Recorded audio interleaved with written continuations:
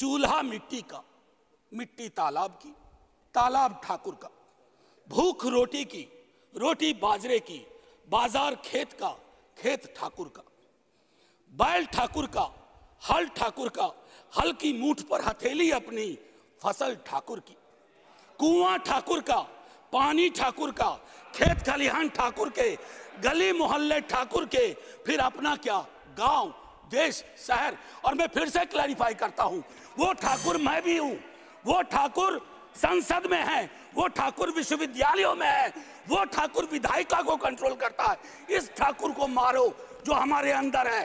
Professor Manoj Jha. शुक्रिया madam, शुक्रिया आपके वहाँ होने के लिए भी। बस मैं आपके माध्यम से ये कहना चाहूँगा कि इतिहास में, संसदीय लोकतंत्र के इतिहास में ऐसे क्षण आते हैं जब ये कहना मुश्किल हो जाता है, जो मीडिया के लोग पूछते हैं बाहर, आइज और नोज।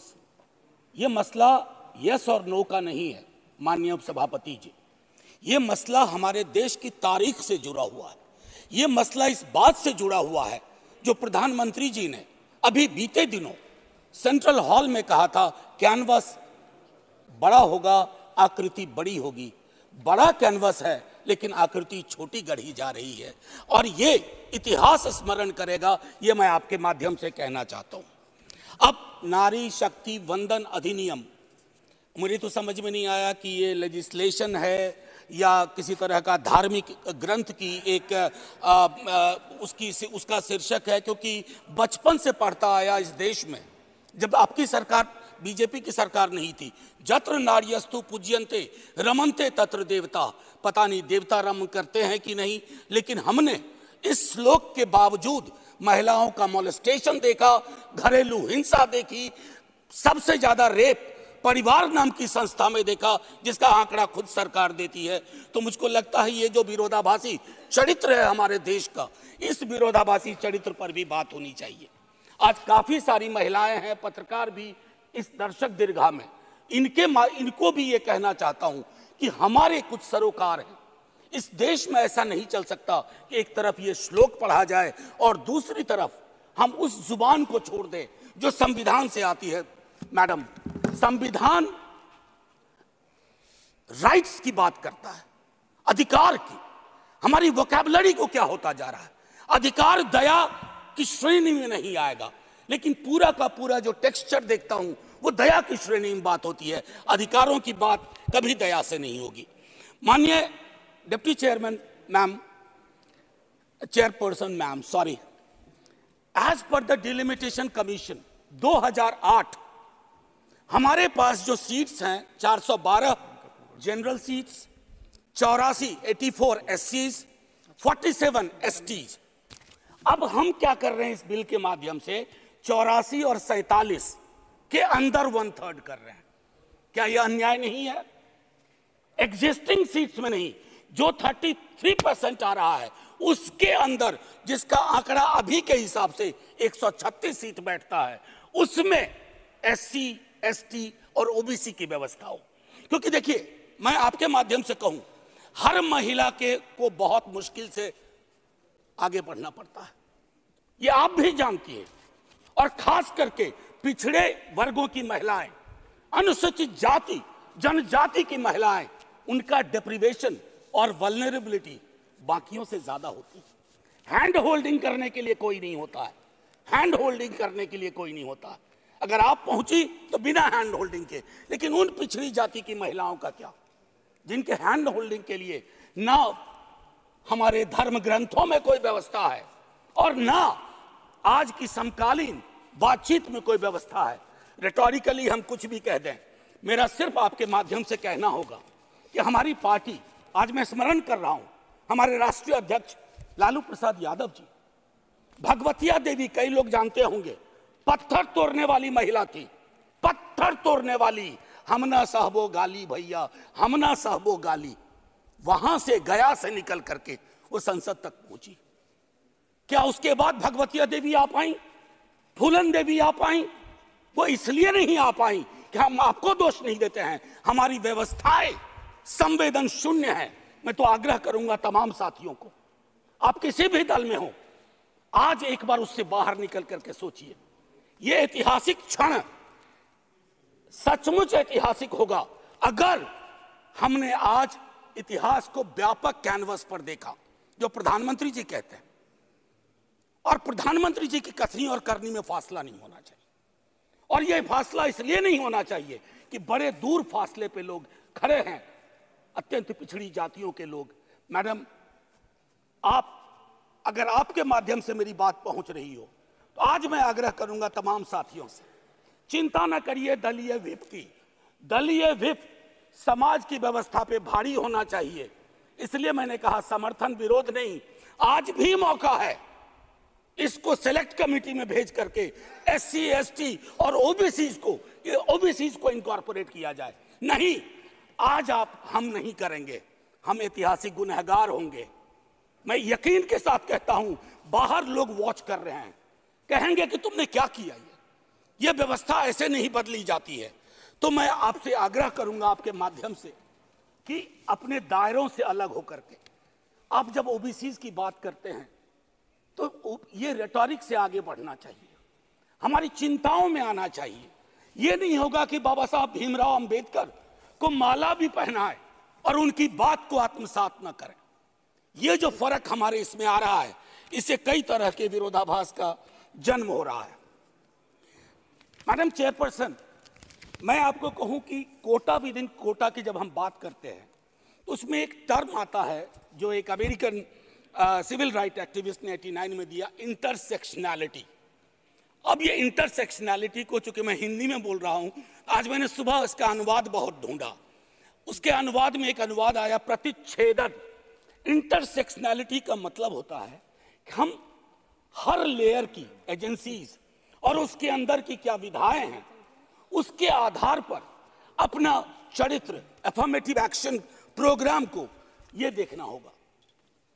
जो खास करके वंचित समाज की महिलाएं हैं, मैं उनके बारे में कहूं, आपको एक बार अपना नजरिया साफ करना होगा।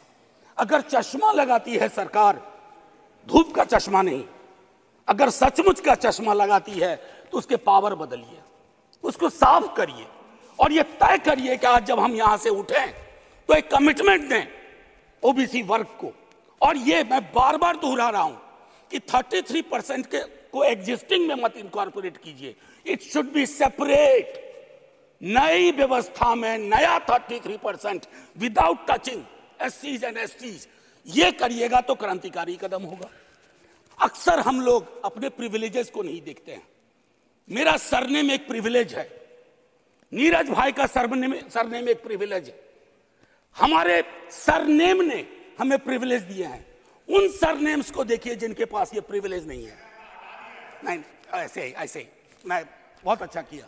मैं ये कहना चाह रहा हूं मैम चेयरपर्सन, मैं ये कहना चाह रहा हूं कि प्रिविलेज का जो व्याकरण है वो खत्म ही नहीं हो रहा है।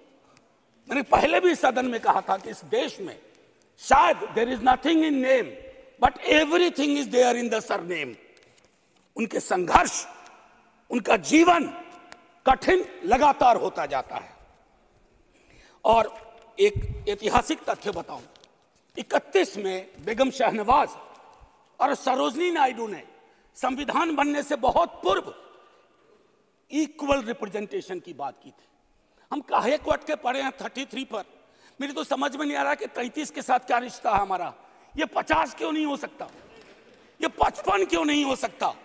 आपका पूरा का पूरा वर्ग चरित्र बदल जाएगा। आप नहीं चाहते हैं कि भगवतिया देवी यहां आए, हमेशा एक खास सरनेम।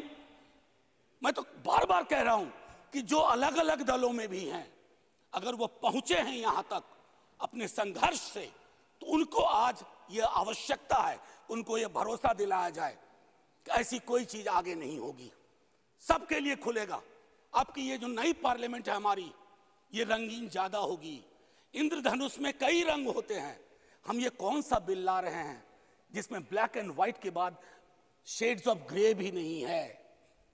अगर हमारा उद्देश्य डिपेंडिंग ऑफ डेमोक्रेसी है तो कदम उस दिशा में बढ़ाने होंगे। मैंने पहले भी कहा था कि 2010 में हमारा रिप्रेजेंटेशन देखिए, उसमें हमने SC, ST, OBC and minorities की बात की थी और हम इसलिए नहीं कर रहे हैं, हम चाहते हैं कि वर्ग चरित्र बदले, संसद सचमुच में प्रतिनिधित्व की संस्था बने जिसमें सबके आकार हों, सबकी शक्लें हों। ये ना हो कि एक प्रभुत्व वर्ग का उस पर हमेशा उस पर छाप रहे। अब मैं कहूं कि अभी जातिगत जनगणना कल शाम के बाद, मैम चेयरपर्सन, अब मैं आपका अटेंशन चाहता हूं। कल शाम के बाद इस देश में लोकसभा में बिल पास हुआ, उससे ज्यादा इस बात की चर्चा हो रही है ओबीसी के साथ नाइंसाफी हुई। इस बात की चर्चा हो रही है कि जातिगत जनगणना पर क्यों ब्लॉक किया जा रहा। और मैं ये कह रहा हूं, हमारे सीएम नीतीश जी और तेजस्वी जी डिप्टी सीएम, उन्होंने जातिगत सर्वेक्षण कराया। 28 अगस्त को मेरे पास दोनों एफिडेविट है। पहले एफिडेविट कौन लेके गए? सरकार। तुषार मेहता खड़े होते हैं, सॉलिसिटर जनरल, ये कहते हैं कि state government can not do any activity like census और एक्टिविटी अकिन टू सेंसस। लेकिन शाम तक जब अप्रोर होता है, दूसरी एफिडेविट आती है, कहती है गलती से वो पैराग्राफ लग गया था। सरकारें ऐसी गलतियां नहीं करती हैं, ये मानस करवाता है, ये प्रेजुडिस माइंड करवाता है। मैम चेयरपर्सन, बस ज्यादा नहीं लूंगा। मैंने कई संशोधन दिए हैं मैडम चेयरपर्सन, मैंने कई संशोधन दिए हैं। उन संशोधनों पर भी सरकार विचार करे। हाथ जोड़ के कहता हूं, आपका कुछ भी नहीं बिगड़ेगा, हृदय विशाल रखना चाहिए। छोटे मन से, आप ही के बड़े नेता कह गए थे, छोटे मन से कोई बड़ा नहीं होता। कैनवास पे बड़ी लकीर खींचिए।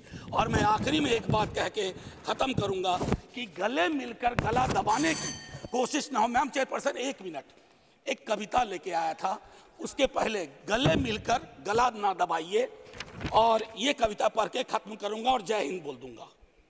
ये ओम प्रकाश वाल्मीकि जी का है। इसमें जो प्रतीक हैं वो किसी जाति विशेष के लिए नहीं है, क्योंकि हम सब के अंदर एक ठाकुर है जो न्यायालयों में बैठा हुआ है, विश्वविद्यालयों में बैठा हुआ है, संसद की दहलीज को वो चेक करता है। तो कविता कुछ यूं है।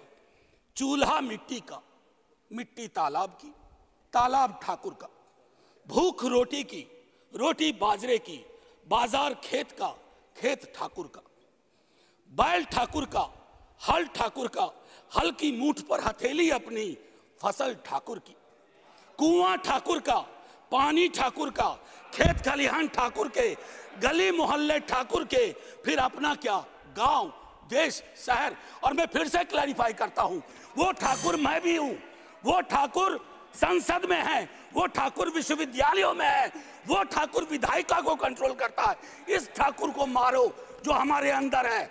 जय हिंद मैम।